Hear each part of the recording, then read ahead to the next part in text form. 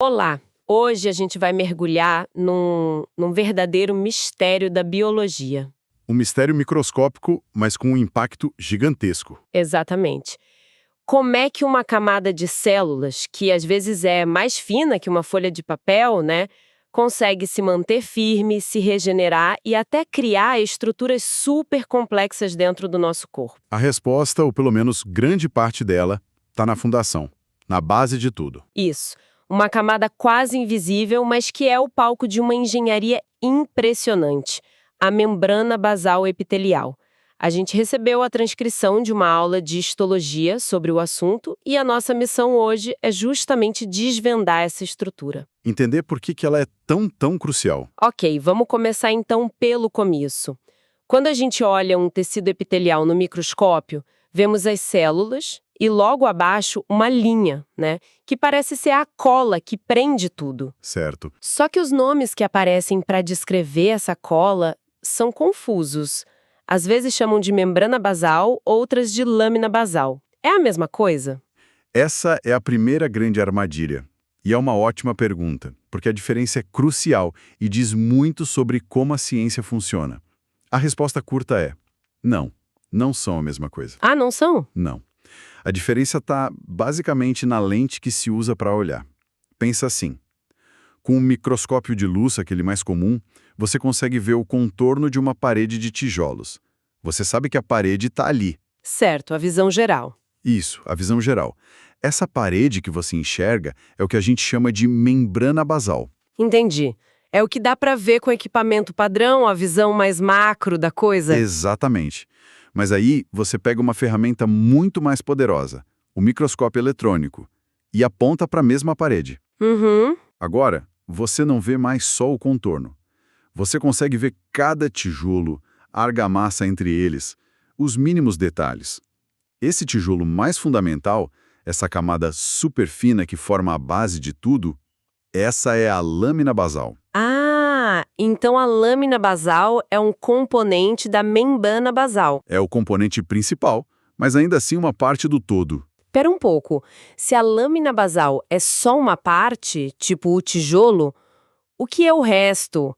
É como descobrir que o que eu achava que era uma parede sólida, na verdade é feita de camadas diferentes. É exatamente isso. E é aqui que a história fica realmente impressionante. A membrana basal, a parede completa que a gente vê, é feita de duas camadas principais. A primeira é a lâmina basal, o nosso tijolo, que fica coladinha nas células epiteliais. Certo? E abaixo dela tem outra camada, a lâmina reticular, que seria como uma argamassa mais grossa, que conecta tudo à estrutura principal. Duas camadas. E Quem constrói cada uma delas? essa é a parte que muda tudo.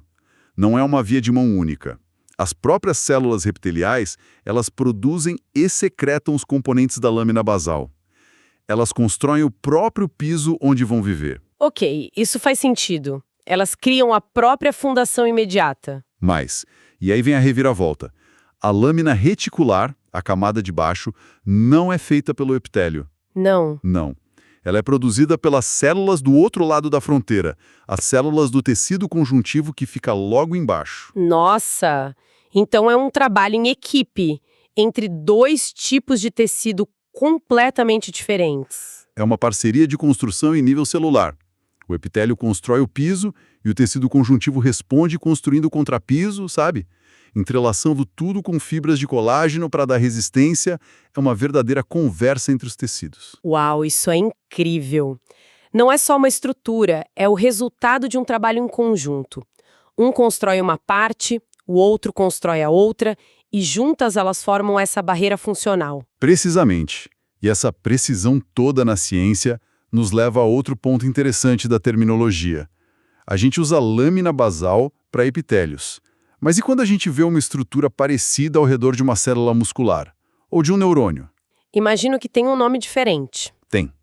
Aí o nome muda para lâmina externa. Mas por que mudar o nome se a estrutura é parecida? Parece só para complicar a vida de quem estuda. Parece, né? Mas na verdade é o oposto. É para simplificar o entendimento. Ao usar nomes diferentes, a ciência cria um mapa claro. Se alguém fala lâmina basal, você já sabe, estamos falando da fundação de um epitélio. Ah, Se dizem lâmina externa, seu cérebro já vai para o contexto de um músculo, de um nervo. entendi.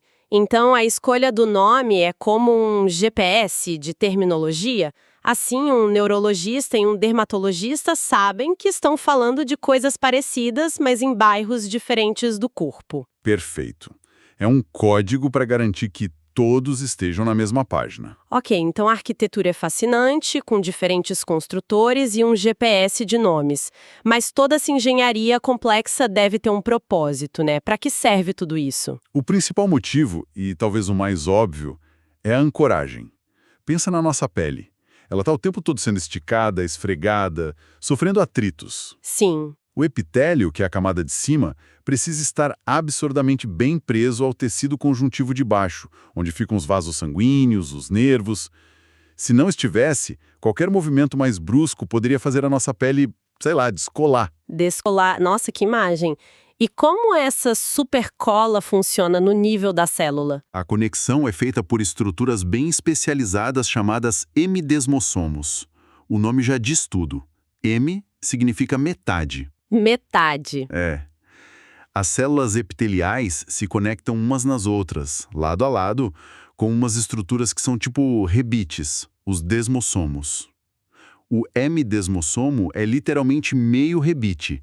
Ele não conecta uma célula a outra, mas sim a base da célula à lâmina basal. Ah, então são como âncoras de navio, mas microscópicas, segurando o barco do epitélio preso no cais do tecido conjuntivo. É exatamente essa a ideia. São milhares de pontos de solda super resistentes que garantem a integridade do tecido. Mas a função não para por aí. Essa conexão não é só para ficar parado. Não, tem mais. Tem. Ela permite algo ainda mais dinâmico. O epitélio não é só uma capa protetora. Ele pode se modificar. Ele tem a capacidade de invaginar. Invaginar, vestimento da nossa pele, do nosso intestino, ele não é estático, ele pode ativamente mergulhar para dentro e se transformar em algo novo? Exatamente. É assim que as glândulas são formadas. Pensa numa glândula de suor na pele. Ela começou como um grupo de células da superfície que cresceram para dentro formando um tubo. Elas se especializaram em produzir suor. Uau! O mesmo vale para as glândulas salivares na boca, as que produzem ácido no estômago. Todas elas são, na origem, epitélio que decidiu mergulhar para se especializar. Nossa, é muita informação para absorver. Lâmina basal, lâmina reticular, hemidesmossomos, essa ideia de mergulhar para criar glândulas. É um vocabulário inteiro novo com conceitos que se conectam de um jeito bem complexo, né? Sim, Imagino que para quem está na faculdade, estudando para uma prova de histologia ou patologia, organizar tudo isso na cabeça deve ser um desafio e tanto. sem dúvida. A teoria é o primeiro passo, mas para o conhecimento realmente fixar, é preciso prática. É preciso conectar esses nomes às imagens, entender as funções e, principalmente, testar se você consegue identificar essas estruturas e resolver problemas. É um conhecimento que se constrói com aplicação, sabe? E por falar em se preparar, se você é estudante e quer se preparar de verdade, entra agora em medcoub.com.br, baixa o app e aproveita o maior banco de questões do Brasil, com provas anteriores de todas as instituições, questões comentadas, resumos práticos, aulas completas e flashcards prontos para revisar onde quiser. Ok, voltando ao panorama geral. Vamos conectar tudo isso. Então, o que tudo isso significa na prática? Por que um profissional de saúde, um médico, um biólogo precisa saber desses detalhes sobre a membrana basal? Se a gente conectar isso ao quadro geral, o motivo é muito prático e direto. Diagnóstico. Compreender essas estruturas não é um exercício acadêmico. É a base para identificar tecidos e órgãos. Como assim? Quando um patologista olha uma lâmina no microscópio, ele não vê uma etiqueta dizendo fígado ou rim, né? Ele vê células, e a maneira como elas estão organizadas, a aparência da sua membrana basal, a presença ou não de glândulas. Tudo isso são as pistas. É a impressão digital do tecido, então. Perfeita analogia. É a assinatura de cada órgão. Uma membrana basal espessa no rim, por exemplo, tem uma função de filtração vital. Uma membrana fina nos pulmões permite a troca de gases. Se você não entende a estrutura da fundação, você não consegue identificar o prédio. E, imagino, também não consegue perceber quando o prédio está com problemas. Exato. É aí que o conhecimento se torna poder. Muitas doenças, incluindo vários tipos de câncer, começam com alterações nessa região. Um carcinoma, por exemplo, é definido pela capacidade das células epiteliais de romperem a membrana basal e invadirem o tecido conjuntivo. Ah, Enquanto elas estão contidas acima da membrana, o tumor é in situ, localizado. No momento em que elas atravessam essa fronteira, o jogo muda. O câncer pode se espalhar. Então, para um patologista, a integridade da membrana basal é uma das informações mais críticas para definir o tratamento do paciente. agora tudo se conecta. É como entender a fundação de um prédio. Não dá para compreender a arquitetura, o design dos andares, a função do edifício, sem primeiro entender o que sustenta tudo na base. A membrana basal é a fundação de tudo no tecido epitelial. Ok, vamos recapitular então os pontos principais. Primeiro, a distinção crucial. Membrana basal é a visão geral, o que a gente vê no microscópio de luz. Enquanto a lâmina basal é o componente ultrafino, o detalhe que só o microscópio eletrônico mostra. Segundo, a composição, que é esse trabalho em equipe. A lâmina basal é feita pelo próprio epitélio. E a lâmina reticular é feita pelo tecido conjuntivo logo abaixo. Uma colaboração. E, por fim, seu papel duplo e dinâmico.